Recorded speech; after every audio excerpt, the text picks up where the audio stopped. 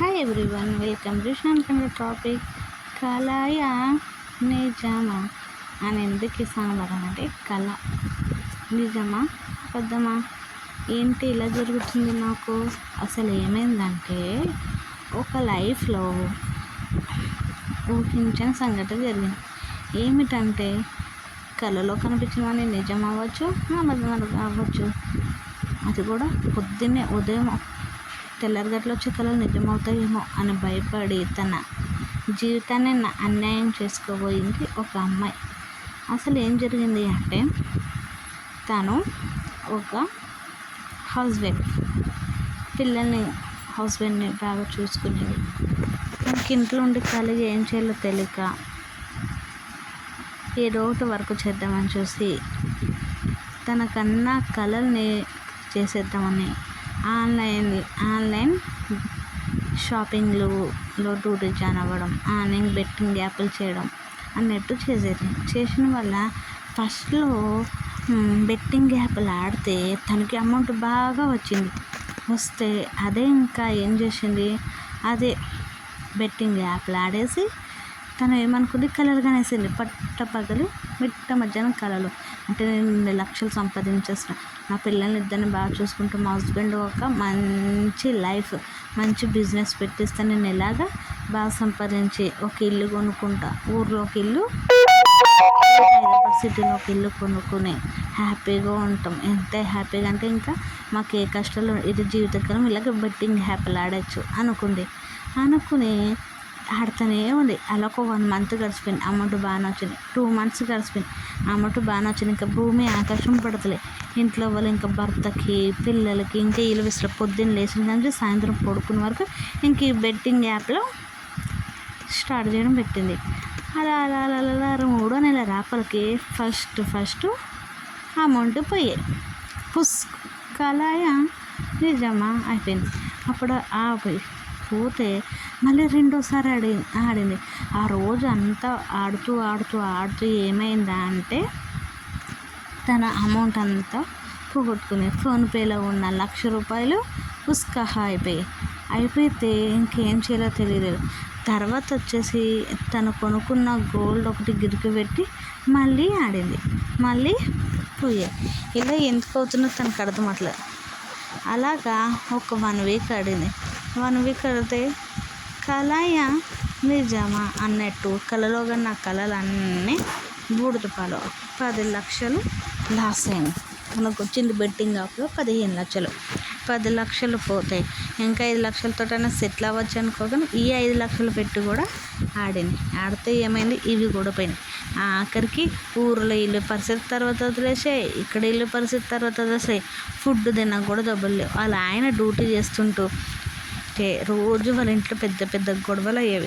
గొడవలు అవుతా తిన ఏం చేయాలో తెలియక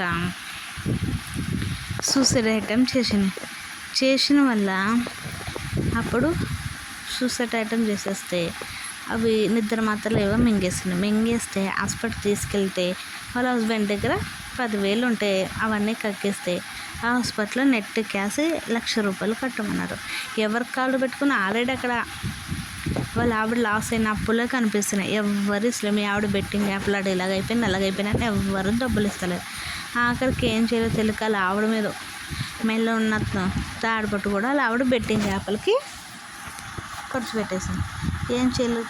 అత్త మామకు ఫోన్ చేస్తే అత్త మామ మాకు ఎలాంటి సంబంధం లేదు అనేసి చేతులు ఎత్తేస్తే వాళ్ళ ఫ్రెండ్స్ని అడిగినా వాళ్ళ ఫ్రెండ్స్ కూడా చెయ్యి ఎత్తేస్తే ఆఖరికి వాళ్ళ వైఫ్ వాళ్ళ అన్నయ్యకి ఫోన్ చేస్తే వాళ్ళ అన్నయ్య నేను ₹1,00,000 అయితే సర్దలేను, ప్రస్తుతానికి ఒక 30,000 ఇస్తానని 30,000 ఇచ్చాడంట. తర్వాత ఇంకొకరిని అడిగితే ఒక 20,000 ఇచ్చారంటే 50,000 అయింది కదా. ఆ 50,000 కట్టి ఆ హాస్పిటల్లో డాక్టర్ తెలిస్తే పరిస్థితి చెప్తే సరేలే తర్వాత గట్టు అనేసి డిశ్చార్జ్ చేశారంట.